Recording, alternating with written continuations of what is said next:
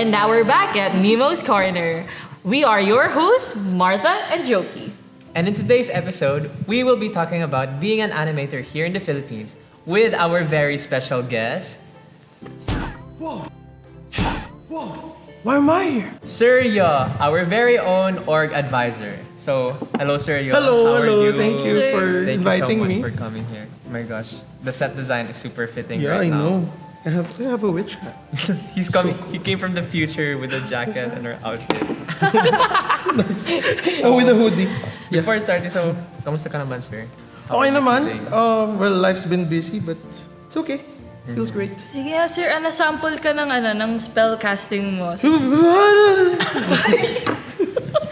Okay. So, thank you again for coming in today's episode. So, we will be talking about ayun nga, being an animator here in the Philippines. So, I guess to start off with something just to get the ball rolling. So, did you always see yourself or did you always know na you would become an artist? An artist? Oh, you want to know the history of how I Where become does it an artist? start? Where does So, it start? First, I came from a very long line of seafarers. So there are no artists in the family. And then when I was studying high school, the usual medyo rebellious yung hindi okay studies and stuff. Like I don't understand why I need to study and everything. So I was parang hindi goal-oriented. I started na hindi ako goal-oriented. So I just thought it was cool yung term na MMA. So sabi ko, I want to study MMA. It sounds so cool. Multimedia artist, mixed martial artist. So parang it sounds so cool. And then, pagpasok dito, I don't know anything about like arts and design. And then, as I move along, I learned to love it. So I guess, from the get-go, hindi ko talaga alam na magiging artist ako. Pero when I graduated, when I was working with Toon Bro, we made the Life of De La Salle, the animation of the Life of De La Salle, which is Frere, I realized na, animation is fun. So, doon nag-start talaga. So, parang after I graduate, doon ko lang na-realize na I want to become an artist. So, hindi siya from my childhood. Because I don't have an artist childhood. It's like, it's all playing games. So, Nice. So it's like something na develop as Yes. you went yeah, on. yeah. So like, how long have you been in the industry since you've started? I've been a motion graphics artist for 12 years now. So same siya sa academic career ko, yung sa teaching career ko. So yeah. Okay. Sir, can I ask, why did you suddenly want to become a professor? Alright, so when I was studying in college, I really love helping like classmates, peers. Parang innate na yung hilig ko sa pagtuturo. So I decided na parang baka magandang gawing day job yung pagtuturo. Because of course it pays the bills. And then at the same time, it's a hobby, not a hobby, but it's a task different from when you're doing arts, di ba? So parang, kasi sa teaching, ang task mo is more of how to take care of your students, how to talk to people. So parang binabalance niya yung introverted side ng artist. Kasi yung extroverted side yung pagtuturo. So parang ganun yung nakikita ko. So I decided na, okay din profession ng teaching. So I could become an artist, not a designer. Kasi syempre, if I work in the industry as the usual how you work in an industry, I'll become a designer. So I can't do works or artworks that I really love. I just have to draw some other people's artworks. So I decided to focus on teaching and then make my own art, original art. So yun yung concept. Oh. That's good to hear now. We're so glad you're here, Sir Yo. Yeah, thank you, sir. Yeah. So, just to connect with yung experience, your experience in the industry, Yes. would you say na yung careers or opportunities for animation are different locally and internationally? Actually, I'll be honest. Locally kasi, if you think about it, hindi tayo masyadong siniseryoso with the socially, di ba? Pag when siya an artist, parang hobby ang tingin sa atin. Kaya yung playing field, mas maganda talaga opportunity sana sa international. Kumbaga, they treat us seriously doon so that we get more pay pag international. Pag local, medyo mas mababa ng konti. So, yun yung feeling kong difference. Pero, on the brighter side of things naman, it's starting to pick up na. So nagbabago na rin naman. So that's why we have a lot of cons, we have a lot of people going to merch business, yung sarili ng merch line, and people tinatangkilik na rin ng mga Filipinos yun. So I think it's working well naman. Pero syempre, merong nuances, merong hirap pa rin at here and there. International talaga, ang maganda lang sa international, syempre dollars yung ina-earn mo. It's more than what you earn with the local money, di ba? With our own money. So, kaya mas marami pa rin nag-freelance ng international. So, yun lang naman siya.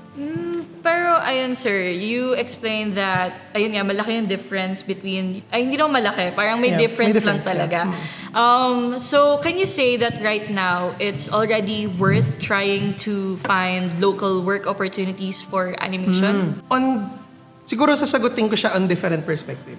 So, first perspective, if your really goal is to earn money, or yung first priority mo is earning money, mahihirapan ka talaga locally. Kasi una studios, we don't have much big studios. We only have yung big four studios, di ba? Tas mga micro studios na yung meron. So, mostly budget-wise, sobrang constraint. But, it is still a responsibility as Filipino artists to focus on local. So parang on that side naman, kailangan mo pa rin maging tumangkilik ng local. Kailangan mo pa rin magtrabaho locally para may pelikula tayo. One of the reasons kung bakit wala rin tayong pelikula was the idea of freelancing. So parang we focus too much on earning money. We forgot the cultural side of things. So feeling ko, kailangan ng balance ng dalawa. So kaya ko siya sinagot into perspectives. So parang, oo, mahalagang mag-earn ng money, pero maganda rin naman sigurong bigyan ng oras yung local scene. So, That's true. Actually, in relation to that, do you have any favorite na local, siguro animated shows or anything? recently, I really love the shorts of Friendly Foes. Yung mga shorts nila. Gusto So, ko yung talaga. Kampana. Kampana, yeah, that one. Tsaka yung ang pinaka-favorite ko, which, although hindi naman natin topic ang AI, pero they created an artwork about AI na parang pinapa-feel good nila yung artist na relax lang, parang ganun. Yung Aya, it's an intro for Graphica Manila. So they posted it online. Nung pinanood ko yun, medyo na-realize ko nga, I shouldn't fear too much with the technology. Kasi as an artist, ikaw pa rin naman talaga. I mean, ikaw pa rin yung gagawa. So, yun. So, kaya parang right now, medyo nagiging favorite ko sila. Although I really love yung gawa ni Rocket Ship, yung Hayop Ka. So maganda siya. Yeah. Pero mas gusto ko yung series niya na hindi ganun kasikat pero baka gusto niyo tangkilikin. I forgot the name of the It's about a cat, an alien cat na napunta sa pamilyang Pilipino. I just forgot the name eh. Siguro i-supers nyo na lang sa kasi nakalimutan ko talaga yung pangalan. Editors? Pakiyan. I forgot the name eh. Pero yun, nagustuhan ko yun. General Tuna, yun yung name. Ayun, General cute. Tuna. Yeah. Bigla ko naalala. My mind is so weird. Diba, so they also have an upcoming one, yung Zaza Saturna. Yeah, I'm still waiting for that. Yung Sasa Saturna kasi, classic yun eh. Yung comic nun eh. So parang exciting makita na mag-move siya. So, ayun. So I try to consume local scene or local films pa rin talaga. Kasi experiences natin yan eh. Sayang naman, di ba? So kailangan talaga siyang i-present. So in connection po sir sa previous question, have you ever experienced like working alongside yung Filipino animators aside from yung sa Toon Bro? Yeah. Ang pinaka-recent ko talaga ngayon na independent siya but at the same time, it's not that independent kasi medyo malaki yung client. We made yung mga kwento ni Lola Basyang. So si Cultural Center of the Philippines yung nag-fund nun eh. So I worked with Sir Blog Caligia, anak ni Sir Nelson Caligia, which is teacher natin dito din. We worked on the animated pilot of mga kwento ni Lola Basyang. So, yun. Interesting din kasi ang sarap magkatrabaho ng different minds, like when you conceptualize. So I worked there as compositing and visual effects supervisor. So yun yung role ko dun. So, yes. Sir? So like how is it like working there? Like were you the one that reached out or sila yung nag-reach out sa'yo? Usually kasi pag nasa industry ka, magkakakilala or there are networks. So kaya mahalaga guys yung network if you're an artist because that's where you get your gigs, that's where you get your projects. So Sir Benji is the producer of the film. So siya yung parang line or executive producer I think. Tapos si Sir Blog, which is anak ni Sir Nelson, ang creative director or the main director. So I know them personally kasi we worked together with different projects like indie projects before. So alam nila na ang talagang forte ko is visual effects or After Effects. So ginawa nila akong supervisor for that. So parang more on network talaga eh. So yeah, so sa mga nanonood na artist dyan, don't fear i-post yung artworks nyo. Kasi baka para sa inyo personally, you don't like the artwork, but for other people, they love it. So, network siya eh. So, That's so me. I think I needed to hear that. you don't have to fear. I mean, just post it there. Tapos i-post mo lang, explain mo yung journey mo. This is what I did today. I feel happy with my progress. Yung mga ganun. It's part of being an artist, getting out there. So, That's kung ano like sa caption pa lang or like, oh hey guys, should I post this? Ipo-post ko ba to? Or Yan. like that. Tapos, post nyo lang. sisilipin mo buong, Oo. buong araw yun. Ano na nangyayari? May nagla-like. kumbaga just let it float there. Parang ano lang siya, outlet mo lang siya. So That's don't think true. about the views and the likes. Yeah. Need to get it out. So for yung next question po. In your years in the industry, would you say there's a difference between working on an independent project versus working under an agency or a company? Yeah.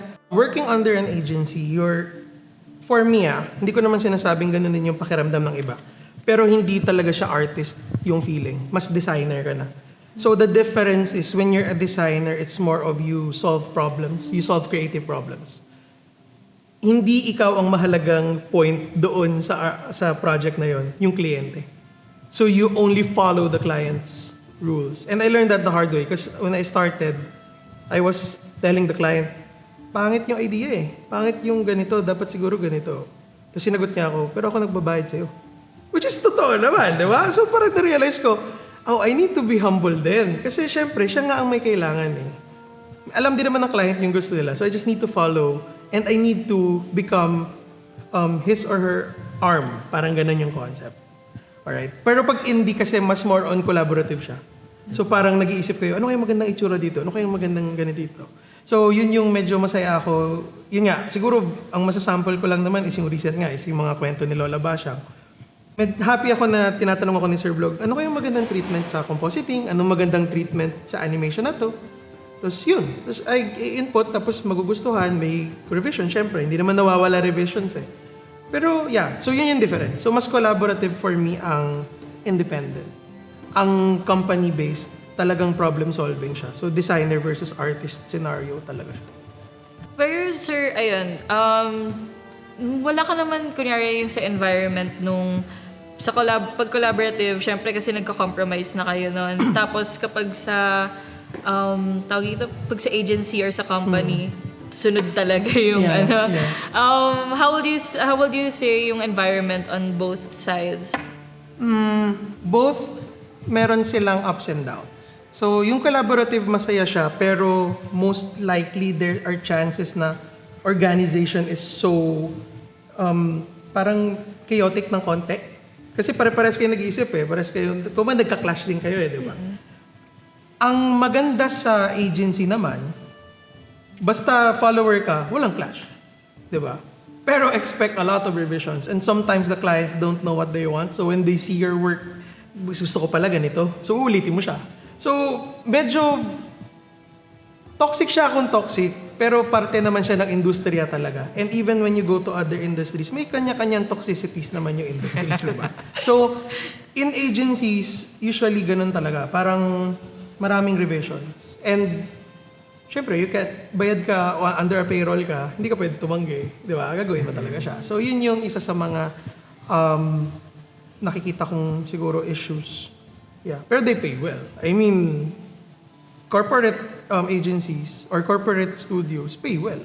Kasi marami talagang work. Sa indie, ano yun?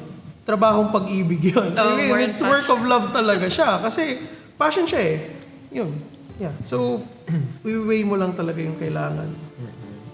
Actually, regarding din sa mga indie projects, are there any projects that you're looking forward to na that you've heard of? Of course, I'm always looking forward to the animated shorts ng Friendly Rose. Kasi most of my students are working there. So medyo nakaka-proud na makita yun. So parang I'm excited to see what they can give to the industry. In terms naman sa film, parang hindi naman ganun kadami kasi yung gumagawa ng animated film eh, di ba? So, una mo may isip rocket ship eh, di ba? So, syempre, Sasa Saturna, nakaka-excite. So, hopefully matapos na talaga nila. And I'm really hoping to watch it. Yeah, yun. Mostly yun. Kasi original content or yung galing sa atin, hindi ganun kadami talaga, to be honest. Or baka hindi lang ako ganun kalat sa social media, pero as far as I know, parang kung by ear din, hindi masyadong matunog nga if original content. Actually, about yung indie projects or Filipino stories, like since I'm in my thesis year and story, the ideas of a lot of my peers, yung mga classmates, they have really good stories to tell to people. And like I think na if that was expanded pa to the Filipino animation industry talaga, I feel like it would really be such a great thing. Pero like since I guess some people they're not super comfortable with like yung work here. Pero ano talaga, like hearing the stories and like being able to make one right now actually. Yeah. Super ano siya. I think it's a really great thing to have that. Yeah, kaya dun sa capstone din, dito sa Binild Animation Program, we're hoping for original content talaga. Isa yun sa competency na gusto naming mapakita, storytellers.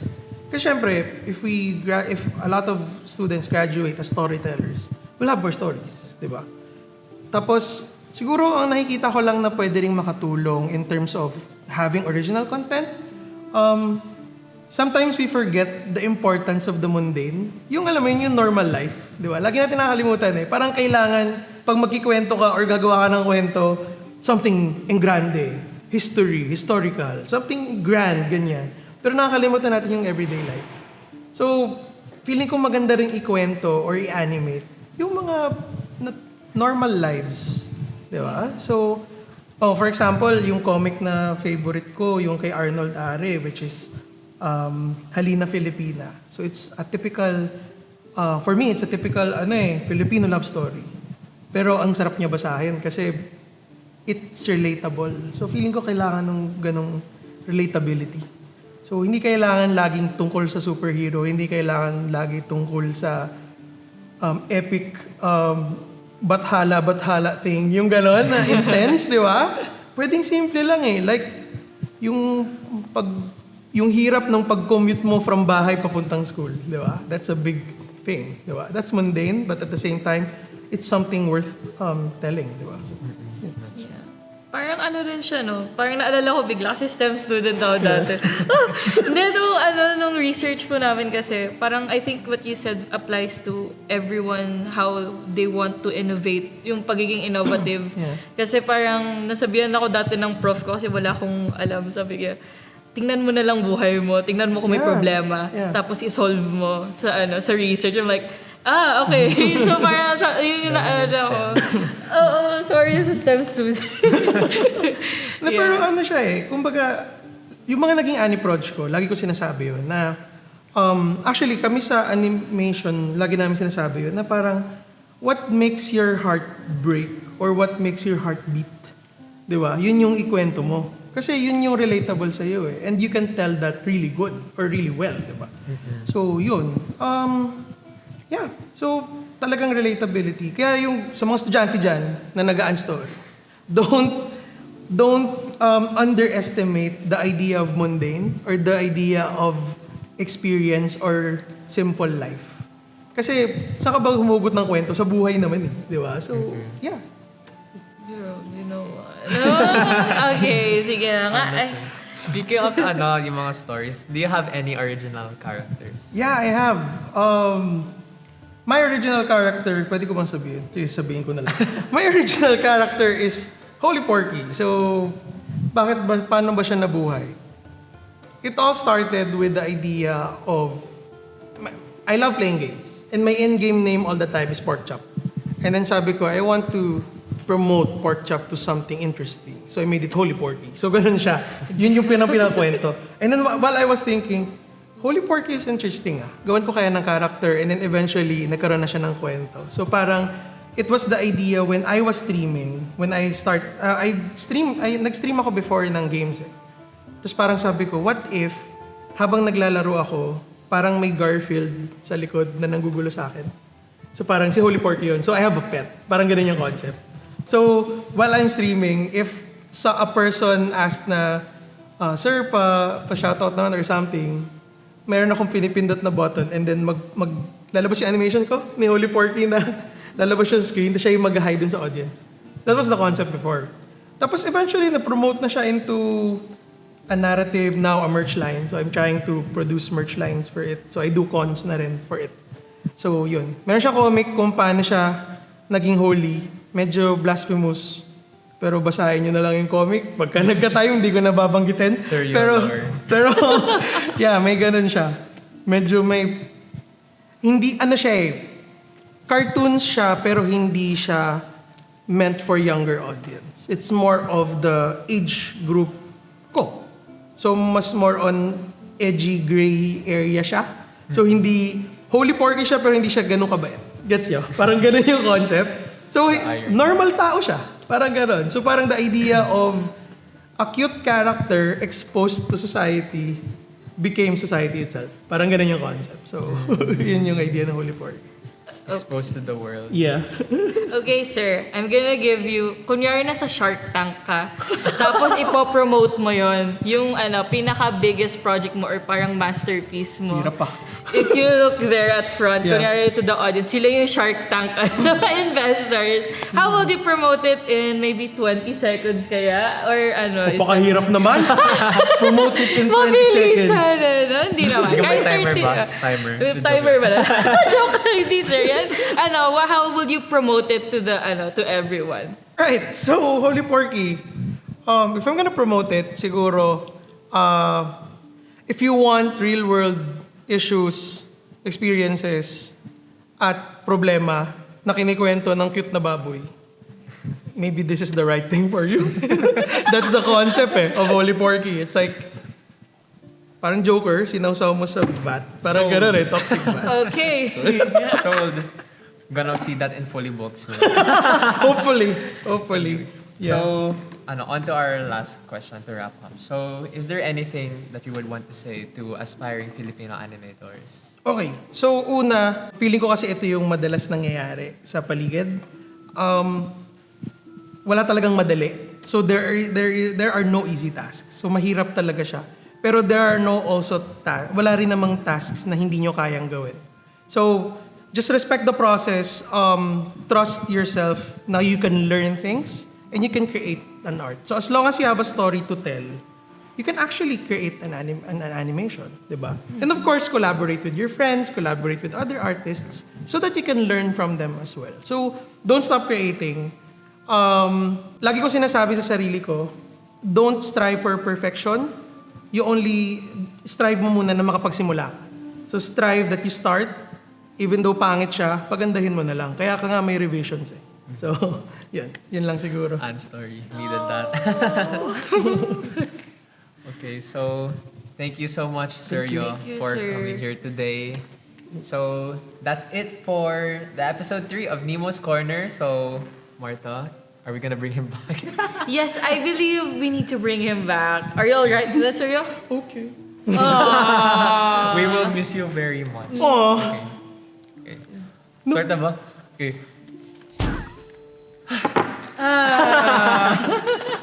Finally! That's it. It's a wrap. And that's it. Wait lang! And again, we are your hosts, Martha and Jokey. And thanks for stopping by at Nemo's Corner.